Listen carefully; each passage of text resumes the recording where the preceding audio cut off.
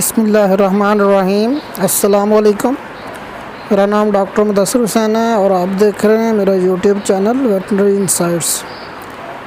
दोस्तों, आज आपके साथ जो एक बहुत हॉट टॉपिक है, जो बर्निंग इशू है आजकल, उस डिज़ीज़ के बारे में डिस्कस करेंगे कि इसकी अलामात क्या होती हैं, ये बीमारी फैलती कैसे है और इस बीमारी का कारगर ट्रीटमेंट कौन सा है, कौन सा ट्रीटमेंट करेंगे तो ये बीमारी रिस्पॉन्स देती है और इसका ट्रीटमेंट कितने दिन तक करना पड़ता है।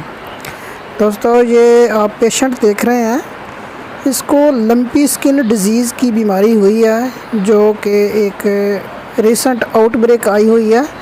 पूरे पाकिस्तान में ही तकरीबन इसके केसेस रिपोर्ट हो रहे हैं। तो इसकी जो चीदा अलामात हैं वो आपको पहले बताता हूँ कि इस बीमारी का इनक्यूबेशन पीरियड 4 से 14 दिन तक है। जब वायरस जिस्म में दाखिल होता है तो वो 4 दिन से लेकर 14 दिन तक अलामात शो कर सकता है। तो जैसे आप देख सकते हैं कि इस पेशेंट को ये बहुत ज़्यादा ब्रिस्किट एडिमा हुआ है और साथ में जो इसकी अगली दाएं टांग है उसमें भी बहुत ज़्यादा सोजिश हुई है और इसके पूरे जिस्म के ऊपर दाने बने हुए हैं जिनको लम्प्स कहते हैं, इसीलिए इसको लंपी स्किन डिज़ीज़ कहते हैं। इस बीमारी में सबसे पहली जो अलामत होती है वो तेज़ बुखार होता है। जानवर का टेम्परेचर, बॉडी टेम्परेचर काफ़ी ज़्यादा हो जाता है, 106-107 तक हो जाता है, 106-107 फ़ारेनहाइट तक चला जाता है। उसके बाद जानवर की आँखों से पानी बहना शुरू हो जाता है, वाटरी लैक्रिमेशन होती है और साथ में नेज़ल डिस्चार्ज भी आता है। और इसके साथ साथ जानवर के जिस्म के ऊपर बहुत ज़्यादा तादाद में लम्प्स बन जाते हैं, जिसकी वजह से इसको लंपी स्किन डिज़ीज़ कहते हैं। इस बीमारी की वजह लंपी स्किन डिज़ीज़ वायरस है और ये शीप पॉक्स से रिलेटेड वायरस है। पॉक्स वराइडी फैमिली से इसका ताल्लुक़ है, तो ये लंपी स्किन डिज़ीज़ काज करता है। ये उसी पेशेंट की 48 आवर्स के बाद की वीडियो है जो आपको पहले हमने दिखाया है।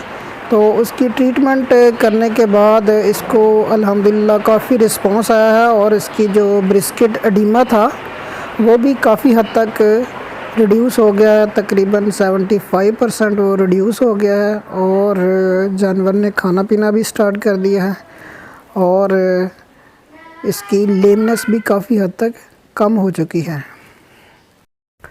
इसके साथ साथ जो इसकी टांग पर एडिमा हुआ था, जो स्वेलिंग सोजिश हुई थी जिसकी वजह से जानवर को लेमनेस थी, वो भी काफ़ी कम हो चुकी है। तो अभी ये तकरीबन 25% ब्रिस्किट एडिमा अभी रह गया है। ये एडिमा है क्योंकि ये पिट ऑन प्रेशर है, इसको जब दबाते हैं तो इस पर निशान बन जाते हैं। तो इसकी बॉडी के ऊपर जो लम्प्स बने हुए थे उनका भी साइज़ काफ़ी हद तक रिड्यूस हो गया और उनमें से कुछ रप्चर भी हो रहे हैं।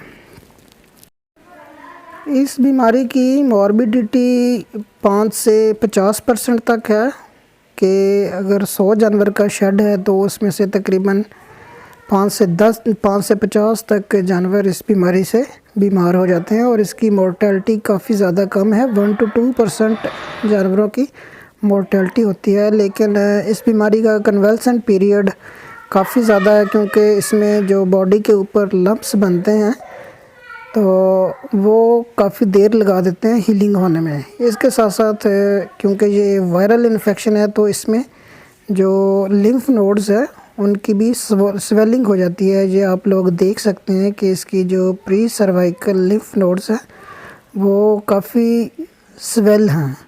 तो वायरल इन्फेक्शन होने की वजह से लिम्फ नोड्स की भी स्वेलिंग हो जाती है। इसकी जो म्यूकस मेम्ब्रेन्स हैं वो भी थोड़ी सी हाइपरेमिक हैं, जो वायरल इन्फेक्शन को इंडिकेट कर रही हैं। इसकी अलामात का तो आप लोगों को पता चल गया है। अब इस बीमारी की ट्रीटमेंट क्या करनी है कि कौन सी ट्रीटमेंट कारगर साबित होगी। तो क्योंकि ये एक वायरल इन्फेक्शन है तो किसी भी वायरल इन्फेक्शन की स्पेसिफ़िक ट्रीटमेंट नहीं होती, तो इसलिए आप लोगों को सिम्प्टोमेटिक ट्रीटमेंट करनी है। ये एक और केस है, ये केस भी काफ़ी सीवियर है। इसमें ब्रिस्किट एडिमा तो नहीं है, लेकिन इस जानवर को ये जो इसकी राइट फोर आर्म है, जो इसकी अगली टांग है, उसकी बहुत ज़्यादा सोजिश हुई है और साथ में बॉडी के ऊपर बहुत ज़्यादा सीवियर किस्म के लम्प्स बने हुए हैं।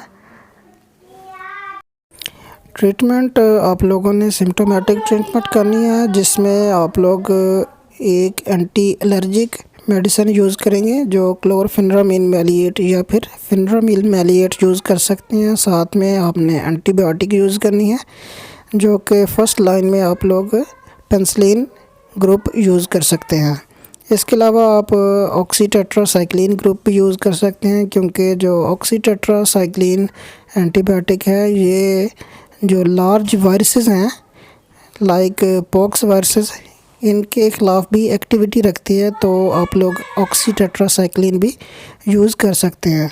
और थर्डली, जानवर को क्योंकि हाई फीवर होता है और पेन होता है, तो जानवर को आप लोग पेन किलर और एंटीपायरेटिक के तौर पर मेडिसिन यूज़ करेंगे, जिसमें आप लोग फ्लूनिक्सन मैग्लोमीन है या फिर मिलॉक्सीकैम साल्ट्स, ये आप लोग यूज़ कर सकते हैं। इस बीमारी में आप लोगों को एक लॉन्ग टर्म ट्रीटमेंट प्रोवाइड करनी पड़ती है, क्योंकि जो पॉक्स लीजन्स बनते हैं, जो लम्प्स हैं, ये काफ़ी देर लेते हैं। कुछ तो खुद ही रिग्रेस हो जाते हैं और जो रप्चर करते हैं, फट जाते हैं, वहाँ पर सेकेंडरी बैक्टीरियल इन्फेक्शन डेवलप होता है, तो उसको भी कवर करने के लिए आप लोगों को लॉन्ग टर्म ट्रीटमेंट देना पड़ता है। और इन लीजन्स की हीलिंग भी काफ़ी टाइम टेकिंग होती है, तो इसलिए इस बीमारी की जो ट्रीटमेंट का ड्यूरेशन है वो भी लंबा है। इसके साथ साथ आप लोग इस बीमारी में जैसे वार्ड्स की ट्रीटमेंट के लिए आप लोग इम्यूनोथेरेपी करते हैं, इसी तरीके से इस डिज़ीज़ में भी, इसके इलाज में भी आप लोग इम्यूनोथेरेपी कर सकते हैं कि जानवर का ब्लड निकाल कर उसको सबक्यूटेनियस एडमिनिस्टर कर सकते हैं, ताकि जो लीजन्स डेवलप हो रहे हैं उनके ख़िलाफ़ ऑटो इम्यूनिटी पैदा हो और वो खुद ही रिग्रेस हो जाएं। याद रखें कि ये एक कॉन्टेजियस डिज़ीज़ है, ये एक जानवर से दूसरे जानवर को लग जाती है, और जिस जानवर को ये बीमारी हो जाती है, कोशिश करें कि उस जानवर को आप लोग सेपरेट रखें, अलग रखें, और बाड़े में जो पेस्टिसाइड स्प्रे है वो लाजमी तौर पर करें, और जो टिक्स हैं उनको भी कंट्रोल करें, क्योंकि जो टिक्स हैं वो बायोलॉजिकल ट्रांसमिशन करती हैं इस वायरस की, और जो इंसेक्ट्स हैं, मच्छर और मक्खियाँ हैं, वो मैकेनिकल ट्रांसमिशन करती हैं, और थर्डली जो डायरेक्ट ट्रांसमिशन भी होती है। उम्मीद है आपको आज का सेगमेंट अच्छा लगा होगा। मज़ीद इस तरह के सेगमेंट्स के लिए हमारे चैनल को सब्सक्राइब कीजिए, लाइक और शेयर कीजिए।